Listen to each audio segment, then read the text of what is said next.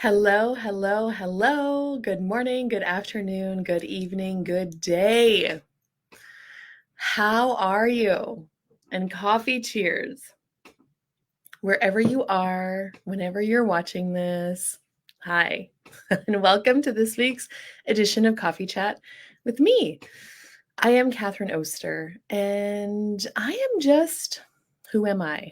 I'm a person that is always looking for greater, more transformation, more change, looking to discover what's available in life, what life actually has to offer, whether that's in relationship with my body, with money, in a business.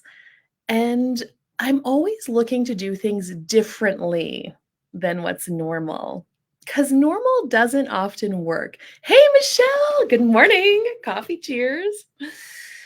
Because normal, I don't fit into normal, and I'm sure a lot of you guys that actually tune in and watch these coffee chats with me are not normal either. So I'm always looking for a different path, a different way, something that is efficient and something that actually creates sustainable change. Hey, Mom. Good morning, Melissa. So that's me in a nutshell. And today I want to talk with you guys about there's points in life, pain points. I'm going to call them pain points, pivot points, perspective changing points. And these are events or points in your life where things change, either due to a circumstance or event that is happening or going on for you personally, or to somebody that's close in your circle, or just something that's going on around you that you're noticing that you're like, what the heck? And I want to talk with you guys today about some of these points in my life, especially the most recent one in particular, and how that has changed my perspective. With how, and perspective is how you see things, what you're looking at, what you're looking for, what you're looking through, and where you're looking. I'm using the word looking, but it's really more of an energetic targeting. Good morning, you guys. So, my mom was diagnosed with cancer. Actually, wait a second. We're going to even rewind further than that.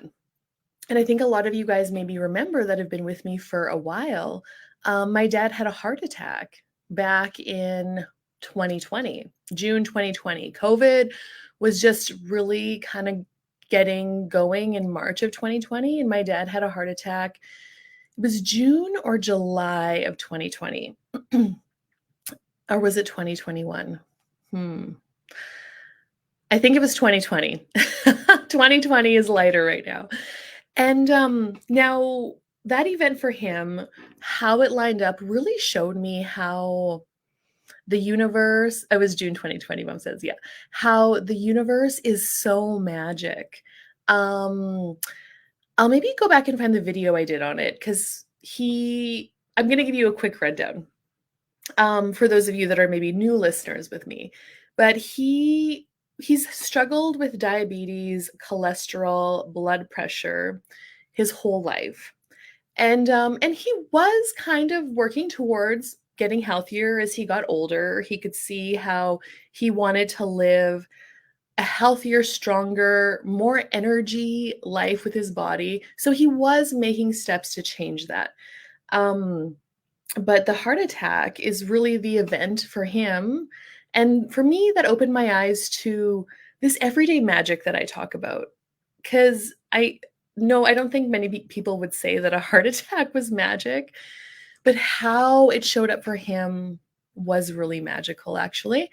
So he was out hiking with my mom and my brother and my sister-in-law. And they were out on a hike. They hiked up the mountain, they hiked down the mountain. They were just kind of hanging out down at the bottom before they went back to the vehicle. And my dad was kind of dawdling. Like he would do that sometimes. He would kind of hang back and take his time, and he was dawdling. And so everybody just kind of left him. Like my brother was like, "Hey, we'll see you back at the vehicle," kind of thing. And And when he didn't show up at the vehicle, like, I wanna say 5 or 10 minutes later, they got kinda wondering where he was, like, "God, he's really dawdling." And my brother went back, and then he saw a man collapsed on the ground surrounded by a group of people, and they were doing CPR and emergency treatment. And my brother went over there, and sure enough, it was my dad, and he'd had his heart attack. And what are the odds of a heart surgeon going out for a hike that day, being one of the first responders that responded to my dad when he had his heart attack there? Um, that's what really saved him. I know it. And the fact that the universe lined that up, the universe, whatever you want to call it, and he got to the hospital in Calgary because they were by Canmore, I think. He went to Canmore Hospital first, and then they sent him to Calgary. And in Calgary, he got what he needed. He ended up having bypass surgery. I think there was like 4 or 5 arteries blocked. Um, and then he started on the path of his healing process. It was probably a year or more where he could take the time and was in recovery. He got disability from work. He started his healing process. And now we're going to fast forward like 4 years later because we're getting June of 2024. Hey, Robert, he told me, I was visiting with him just the other night. He feels better, stronger, more energy than he ever has before. And it's like his body knew that it needed the attention, the surgery to make it stronger because he was asking to be stronger, and it never the change you're asking for never shows up like you think it will. So that really opened my eyes to something that, like, wow. Um, anyway, he's also started investigating in health stuff, things to help him with his diabetes, to get off of, because he's aware that not a lot of the prescriptive drugs that he was on was creating more for him. So he's working towards his health. But his event didn't trigger me to look at that for myself. His event really opened my eyes to this magic. That's what that was for me. And then after that, so it was like 2022, or was it 2020, February 2021? Mom, you could probably give me the date where we went for your surgery. So then my mom got diagnosed with breast cancer. 2022, I feel like 2022. And that event for me opened my eyes in a different way. Okay, February 2023. So it hasn't really been that long. Cool. Is when she had her surgery. She told me about her cancer in like January 2023 or December 2022, something like that. And now my mom has been super active. Like, she's so athletic, active. She was not overweight by any means. I would call her a very healthy, active person. And she got breast cancer. And I was like, where the heck is this coming from? What is this? And not only her, but there was another neighbor lady in the area that also had breast cancer, like maybe a year or 2 years before my mom. And both ladies are similar age. So my mom is now 62. So she's not really that old. And I'm like, this opened my eyes because I'm like, where is this coming from? What is going on here? She looks like a really healthy person. How does she have breast cancer? And so, and other things that really opened my eyes to was like spending time. My mom is a very strong person who's very independent, and I'm very much like that too. But throughout her chemo, she had to ask for things from us, in terms of driving her to her chemo appointments. And I went with her to her surgery, and it really opened my eyes to time. Like, time is not a given, and spending time with people that are important to you perspective, values changed for me through that event, especially. And then I'm 41 now, and I started looking at like, I don't really want to have to go through chemo when I am 60. Like, so my perspective of what I want my life to look like in 20, 30 years has opened up, and I'm looking at the things so differently.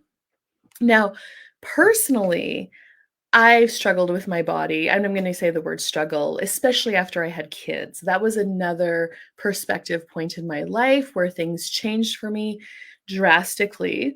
But coming out of having Helena in 2013, so 11 years ago now, my body has not been the same. There's extra weight that I feel like I just can't let go of, no matter how hard I exercise or how calorie restricted I make my diet. And I would just, and I know that the energy I was trying to change in my body from back then was force and effort and judgment. Judgment being the key, that there was something wrong. I was disgusted. I felt crappy. Um, so then enter access consciousness and those tools and that modality and those questions and running the clearing statements, learning to perceive energy, learning to ask my body questions really empowered me to let go of the judgment. The body processes are phenomenal. The being with people, gifting and receiving energies is phenomenal. And it invited me to let go of the judgment, to let go of the abuse that I was perpetrating on my body in terms of judgment and force and control.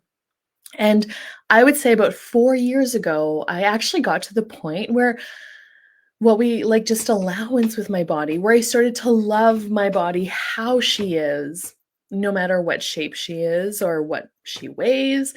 Learning to just be comfortable with it, kind of, looking at my body as if she's like my best friend. She's with me all the time. We were working together, feeling good, all this stuff. And that was such a gift, such a gift.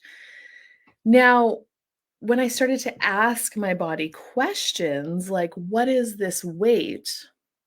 What's it going to take to change this weight? I kept getting hormones. Like, and this was before my mom's breast cancer diagnosis, but hormones kept coming up. Like there was something hormonal. The word hormone would always pop into my head when I asked about that. So I started doing a little bit of research, what I could find on hormones, estrogen, progesterone. It never really was clear to me. I couldn't understand or grasp the information. Um, but I just kind of let it be. And I'm like, okay, I get it. It's hormones. Okay, body. Um, Show me. Like I just started asking my body to show me. And that's something in access consciousness. It's like, universe, show me the magic. Body, show me what's required to change this. And now, when you ask a question, you're not looking for an answer, you're perceiving the energies and the patience to kind of just keep going until the thing shows up. Now, there's so many things from 3 years ago when I started asking my body to show me that led to this information that I'm getting right now. Um, I started taking Pilates. So instead of forcing my body with like weight training and running and like all of these really intensive things, high intensity, I would call them, I knew I needed to add some sort of workout to my day, but I didn't know what it was. And my massage therapist was like, "Hey, I've been doing Pilates with this gal." And I'm like, that really caught my attention. And that's me noticing the energy. The energy on this Pilates was like, yes, my body was like showing me this. And she was showing me by getting excited about it. So I pursued that avenue. I started my Pilates in November 2022. Um, and it was my Pilates instructor, but I chose Pilates to become a better dressage rider because I have this goal, this target in my life to ride a Grand Prix, which is like the highest level of dressage, a horse at Grand Prix. And I knew, Katherine, like, if you really want this, you need to take action and actually make the choices that are going to create that. And one of it is adding training myself personally, not just training my horse, but training my body so I can be stronger, confident, more effective in the saddle. Because I was noticing with the horses that I was riding, there was similar problems coming up, and I'm like, this isn't the horse, this is something that I'm creating in my body that is showing up as the horse struggling with this movement, this lead. So I knew it was me. So enter Pilates. So I'm choosing Pilates from the energy of becoming greater in the future, not because something is wrong with my body and it needs to shrink. Different energy.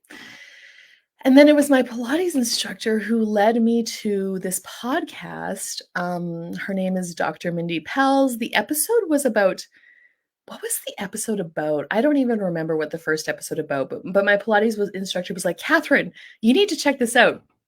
And this was like last summer. And I did. And because the energy my body showed me by like lighting up and getting excited about this. And it was Dr. Mindy Pels, and she has written a book called Fast Like a Girl, all about fasting. And in her book, she talks about hormones. This is the hormonal information that my body needed to show me. She talks about hormones and really gets into the cycle, what the hormones are doing throughout the female cycle in the body, and with age, how these hormones change with age.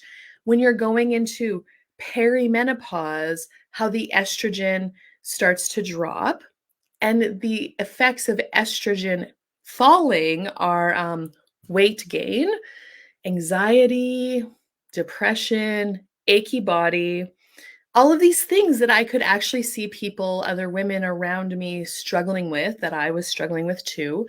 And how you can actually stimulate more estrogen in your body through fasting, and even just fasting for 12 or 14 hours through the foods you are eating, etc., etc.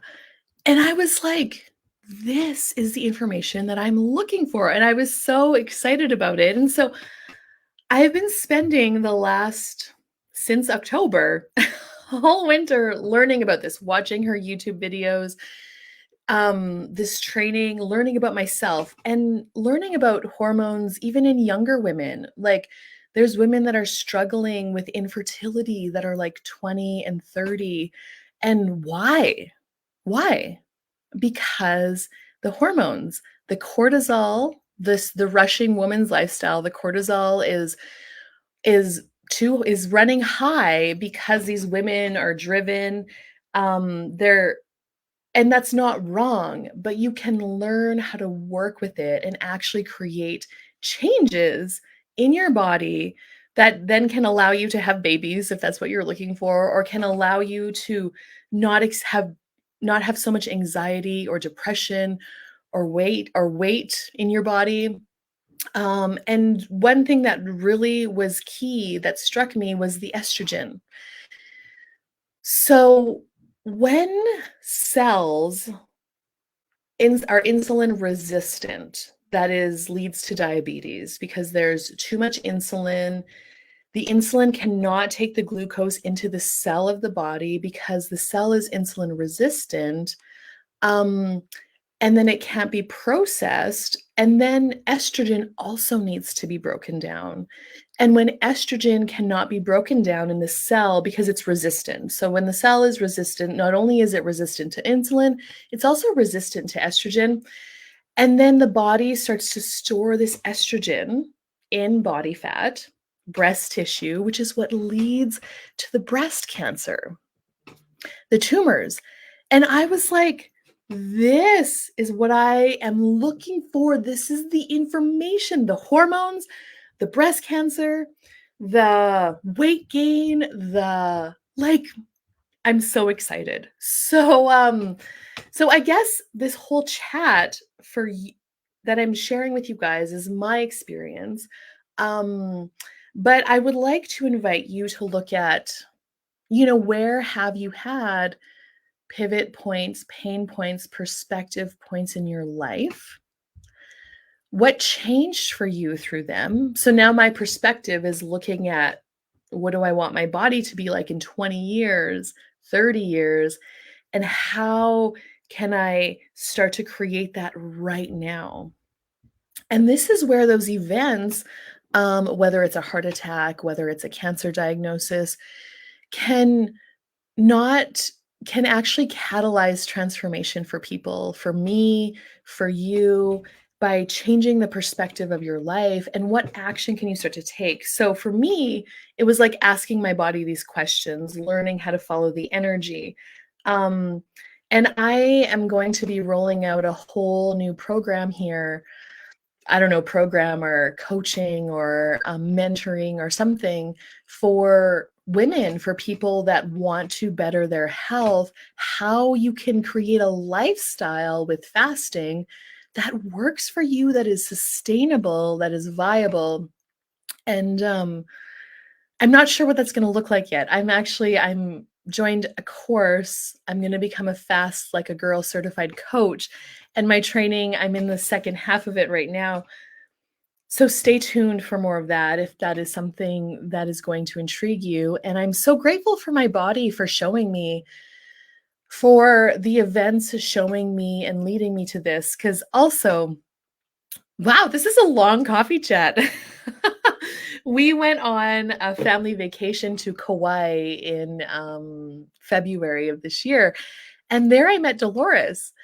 And Dolores was staying in the condo complex that we were at, and she's a 92-year-old woman who travels on her own to Kauai. She lives on her own. She drives. She is a very much sound mind, healthy body. And I'm like, that's what I want. When I'm 92, I want to be Dolores and I want to be traveling.